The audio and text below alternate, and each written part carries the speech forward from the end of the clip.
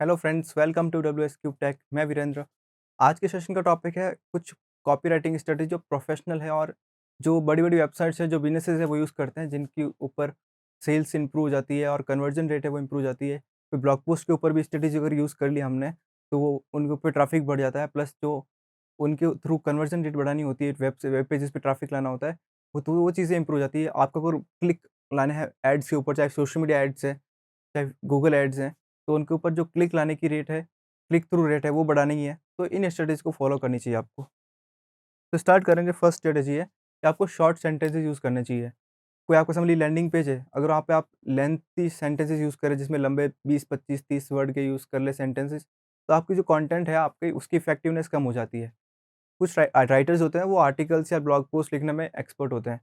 अगर उनको हम वेब पेज लिखने को बोलते हैं या फिर लैंडिंग पेज के लिए कंटेंट करें, तो वो वहाँ पे मिस्टेक कर देते हैं कि वहाँ पे भी जो सेंटेंसेस है, ब्लॉग पोस्ट में कुछ सेंटेंसेस लॉन्ग हो सकते हैं, लेकिन कॉपीराइटिंग में आपको हमेशा शॉर्ट सेंटेंसेस यूज़ करने पड़ते हैं, जैसे 8 से 15 वर्ड के बीच के हो। और जब 8 वर्ड तक के सेंटेंस होते हैं ना, तो उनकी 100% रीड होने के चांस होते हैं, और जब 14-15 वर्ड तक होते हैं तो भी 90% है। लेकिन अगर 25, 30 या 35 तक चले गए आप, तो आपकी वो जो रीडेबिलिटी है या फिर जो अंडरस्टैंड करने की जो ऑडियंस की है कैपेबिलिटी, वो 40-30% तक आ जाती है। तो शॉर्ट सेंटेंसेस का इम्पोर्टेंस है। इनफैक्ट जो एक अमेरिकन प्रेस इंस्टीट्यूट है, उनके अकॉर्डिंग अगर आपके सेंटेंसेस शॉर्ट होते हैं, तो 7 टाइम्स उसका इफेक्टिवनेस बढ़ जाती है। तो शॉर्ट सेंटेंसेस का इम्पोर्टेंस है, आपको कॉपीराइटिंग में हमेशा शॉर्ट सेंटेंसेस यूज़ करने चाहिए।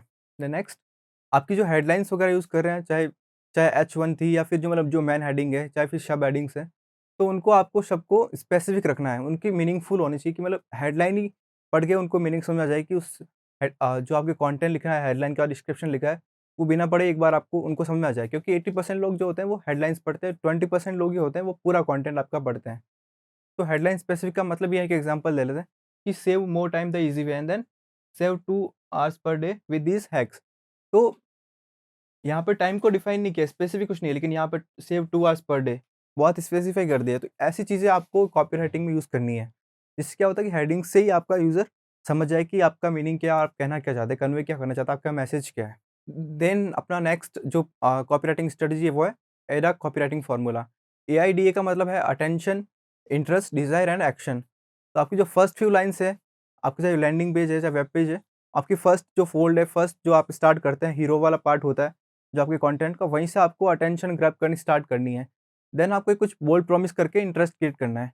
देन थर्ड आपको डिज़ायर क्रिएट करनी है। डिज़ायर क्रिएट का मतलब है, क्रिएट करने का मतलब ये है कि आप उनको ये बताइए कि आपकी सर्विस लेने के बाद आपकी क्या-क्या चैलेंजेस सॉल्व होना चाहते हो, सॉल्व होने वाले हैं इस सर्विस लेने के बाद, या कुछ जो भी उनकी प्रोडक्ट है उनको यूज़ करने के बाद।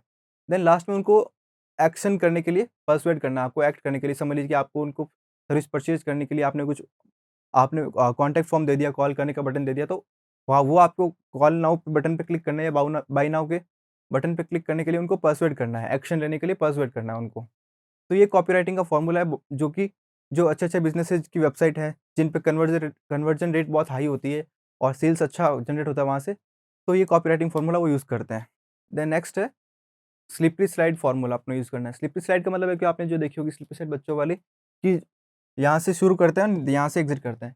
मतलब यहाँ पे अगर किसी ने शुरू किया, तो कहीं भी बीच में रुकता नहीं है या फिर वापस रिटर्न नहीं करता, वापस यहीं पे एग्ज़िट। तो ये चीज़ें आपको अपने कॉपीराइटिंग के कंटेंट में यूज़ करनी है, कि मतलब आपके फर्स्ट फ़ोल्ड पे अगर वेब वेब पेज या लैंडिंग पेज पे कोई आ गया है, तो वो लास्ट तक उसको कंटेंट को कंज़्यूम करके जाए।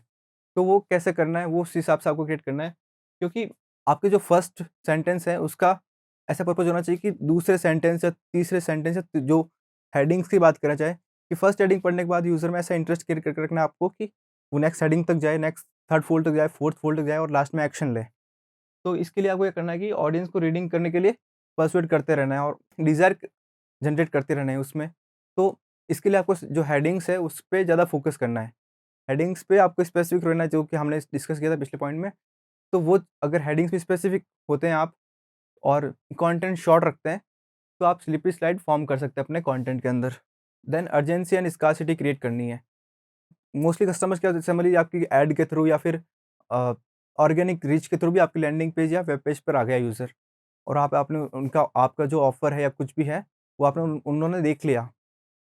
फिर वो सोचते हैं, लेकिन कोई भी परचेज़ कंसिडर करने से पहले लोग सोचते हैं कि पैसा इन्वेस्ट करूँ, नहीं करूँ, मैं परचेज़ करूँ, नहीं करूँ? या मैं थोड़ा टाइम ले लेता हूँ, सोच लेता हूँ। लेकिन जब यूज़र उसको एग्ज़िट करके सोचने पे चला जाता है तो 80% टाइम ये होता है कि वो उसको वापस आके उसको परचेज़ नहीं करता है। तो आपको ये चीज़ अवॉइड करने के लिए क्या करना है, स्कार्सिटी और अर्जेंसी क्रिएट करनी है। स्कार्सिटी और अर्जेंसी का मीनिंग ये है कि उनको आप बता दीजिए कि लिमिटेड लिमिटेड टाइम ऑफर है। आपके पास सिर्फ 5 ही स्टॉक लेफ्ट है, क्वांटिटीज़ लिमिटेड है, थर्सडे तक की ऑफर है आपका, फर्स्ट 50 पीपल के लिए ही है। तो इनसे लोगों को लगता है कि अगर मैं सोचने के लिए चला गया, 1-2 दिन ले लिया मैंने, तो ये ऑफर जो है वो मिस कर दूँगा। तो वो चीज़ें जो अवॉइड होती है आपकी मतलब सेल्स को, मतलब यूज़र जो आ भी गया है वो कन्वर्ट भी होना चाहता है, लेकिन फिर आदमी सोचने के टाइम के चक्कर में आप वो सेल्स में कन्वर्ट नहीं हो पाता। तो ये अगर चीज़ स्कार्सिटी और अर्जेंसी क्रिएट करेंगे तो आपकी सेल्स इंप्रूव हो जाएगी, कन्वर्जन रेट है वो इंप्रूव हो जाएगी वेब पेजेज़ और लैंडिंग पेजेज़ पर। देन नेक्स्ट आपको यूज़ करना है कि अपने जो आप बेनिफिट्स हैं आपके सर्विसेज़ के, उनको हाइलाइट में रखना है। वैसे चाहे हेडिंग्स के थ्रू आप बात कर रहे हैं, चाहे फर्स्ट फोल्ड से आप जो बात कर रहे हैं, उनको बेनिफिट्स दिखाइए यूज़र्स को, आपके प्रोडक्ट या सर्विस है, उसके बेनिफिट दिखाने हैं। फीचर्स को भी दिखाइए लेकिन उनको हाइलाइट में नहीं रखना है।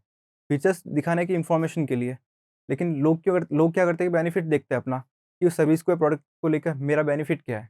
जैसे कि फॉर एग्ज़ाम्पल लेते हैं, सेम चीज़ है कि storage for 1 GB of MP3s, तो इन्होंने फीचर दिखाया अपना कि 1 जीबी तक का स्टोरेज है इसमें, और यही सेम चीज़ को वापस लिखा कि 1000 songs in your pocket.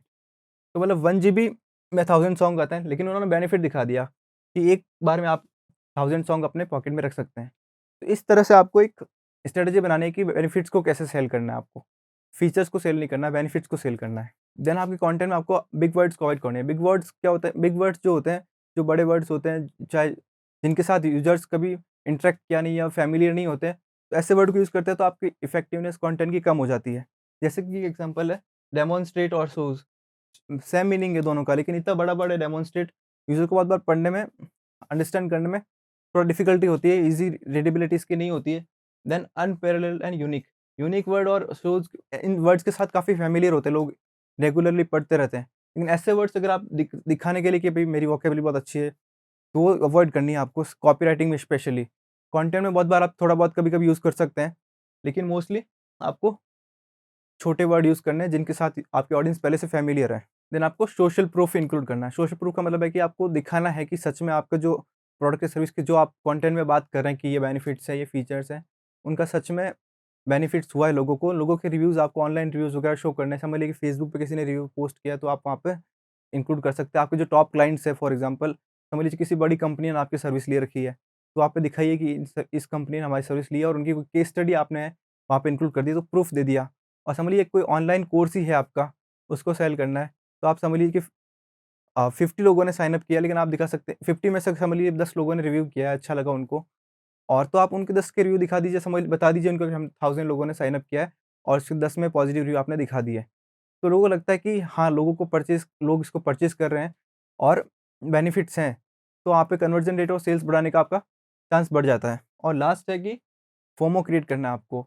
FOMO का मतलब है फ़ियर ऑफ मिसिंग आउट। लोगों को लग ये आपको फोमो क्रिएट करना मतलब है कि fear of missing out create करना है कि अगर उन्होंने ये सर्विस नहीं ली, तो आप वो मिस आउट कर दें कुछ इंपॉर्टेंट चीज़। जैसे कि आपने स्टॉक लेवल दिखा दिए, कोई प्रोडक्ट है, आपने बता दी कि 10 स्टॉक की है और इस ऑफ़र में 10 स्टॉक की है, तो लोगों को लगता है कि अगर नहीं लिया तो 10 लोग जल्दी खरीद लेंगे क्योंकि ऑफ़र में चल रही है कोई चीज़। काउंटडाउन काउंटडाउन टाइमर यूज़ कर लिया, जो काउंटडाउन टाइमर यूज़ करता है कि इसमें जैसे 24 आवर्स की सेल है, तो आपने वो टाइमर लगा दिया कि 12 आवर्स बचे हैं, 10 आवर्स बचे हैं, या फिर कुछ मिनट्स बचे हैं कोई डील को ख़त्म होने में, या फिर टाइम पीरियड लगा दिया कि थर्सडे तक ही है डील। तो लोगों में ये मिसिंग आउट का फ़ियर क्रिएट होता है, तो जल्दी परचेज़ कर लेते हैं। उनको लगता है कि अगर अभी नहीं लिया तो ये डील चली जाएगी मेरे हाथ से। तो ये कुछ कॉपीराइटिंग की प्रोफ़ेशनल स्ट्रैटेजीज़ है, जो आपको अच्छा कॉपीराइटिंग का कंटेंट अगर आपको लिखना है तो ये फ़ॉलो करनी चाहिए। जिससे आपके जो कंटेंट लिख रहे हैं वेब पेजेज़ पे या लैंडिंग पेज या एड्स के लिए, तो वहाँ पर कन्वर्जन रेट इम्प्रूव हो जाएगी, सेल्स इम्प्रूव हो जाएगी और क्लिक थ्रू रेट जो होती है एड्स पर, वो बढ़ जाएँगी। Thank you.